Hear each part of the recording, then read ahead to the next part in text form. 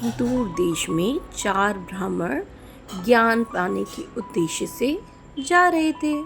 उन्हें रास्ते में ऋषि संदीपनी जी का आश्रम दिखाई दिया।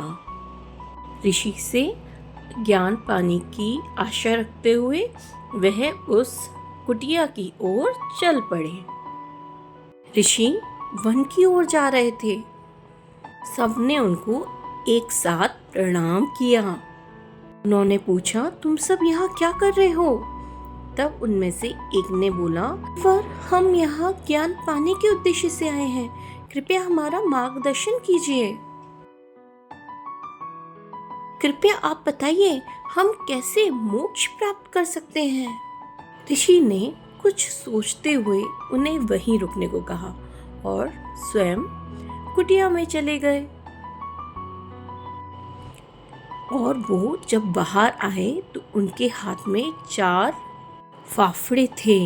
उन्होंने एक एक फाफड़ा उन चारों को दे दिया और बोला, पास के जंगल में एक नदी किनारे एक गीली मिट्टी मिलेगी।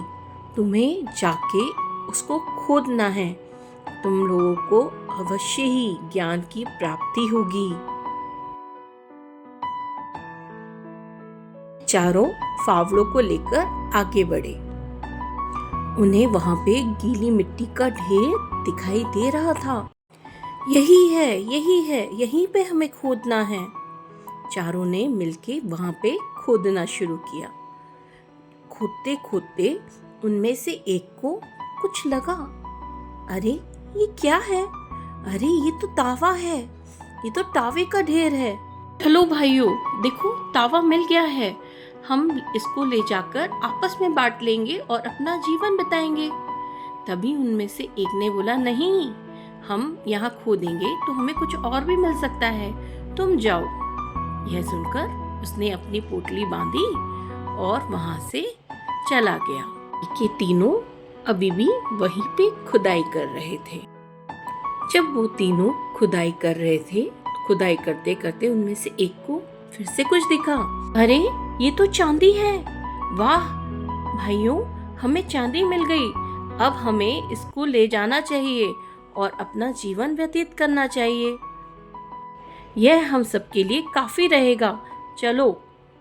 लेकिन अभी भी उन दोनों ने बोला, हम थोड़ा और खोद लेते हैं, शायद हमें कुछ और नया मिल जाए, तुम जाओ। अतः उसने अपनी बोटरी उठाई और वहां से चला गया। अब 2 भाई अभी भी खोद रहे थे। खोदते खोदते उनमें से एक को कुछ दिखा। अरे वाह, ये तो सोना था। अरे वाह, सोना!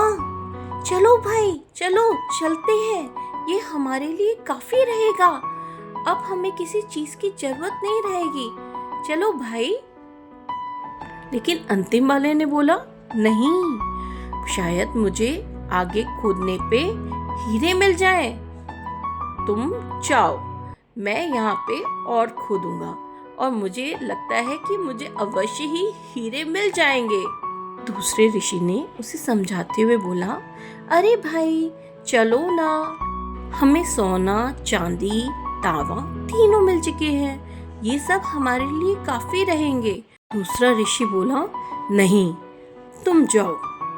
और वह पुनः खुदाई में लग गया, इस आस में कि उसको आगे जरूर ही यहाँ पे हीरे मिलेंगे। लेकिन ये क्या, खोदता गया, खोदता गया, खोदता गया और अंत में एक गड्ढे में गिर गया। अरे मैं कहाँ आ गया?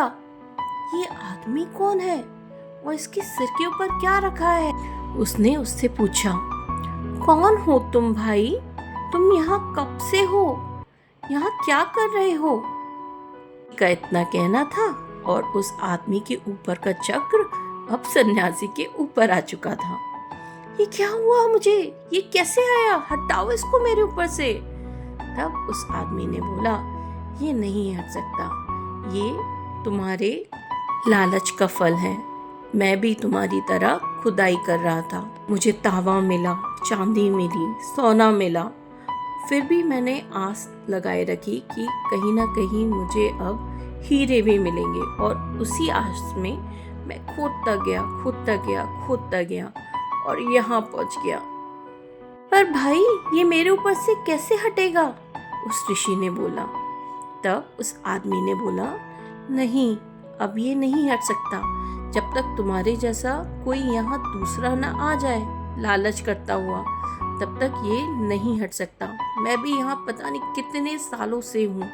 मेरे काल में राम जी थे, आपके काल में कौन है? हे ऋषि, लालच करना अच्छी बात नहीं होता है। अच्छा, मैं चलता हूँ। और ये कहकर वह आदमी वहां से चला गया। निकल के उसने कभी भी लालच ना करने की कसम खाई और नई दुनिया को देखा। वहीं उसको रास्ते में दूसरा ऋषि दिखा। ऋषि सोच रहा था, मेरा भाई कहाँ गया? उसने सोचा कि मैं किसी से तो पूछूं उसके बारे में। वो आदमी उसको दिख गया। बोला, रुको रुको भाई, आपने किसी इंसान को देखा है जो खुदाई कर रहा था यहाँ पे? तब उस आदमी ने अपनी पूरी कहानी उसको बताई। उसको बताया किस तरह से ऋषि लालच करते करते गड्ढे में गिर गया था और मेरे ऊपर का चक्र उसके ऊपर आ गया और मैं बाहर निकल आया। यह सब सुनकर ऋषि वहां से चला गया।